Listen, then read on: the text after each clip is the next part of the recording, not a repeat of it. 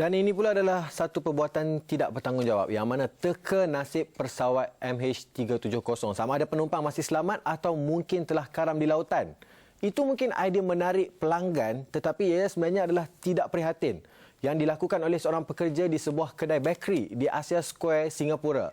Dan pilihan itu dipamerkan melalui lakaran yang dibuat pada cawan plastik dengan gambaran pesawat sedang terbang bersama tulisan Still Alive.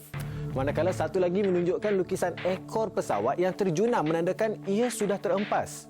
Susulan itu, seorang pelanggan bernama Robert Gaxiola memuat naik foto cawan berkenaan ke Facebook rasmi kedai bakeri yang mempunyai 5 cawangan itu bagi berkongsi situasi tidak sensitif yang telah berlaku di salah sebuah cawangan mereka, dan bertindak segera pengurusan kedai bakeri itu telah memohon maaf kepada pelanggan dan orang ramai serta memaklumkan bahawa pekerja yang tidak bertanggungjawab itu sudah pun bertindak meletak jawatan.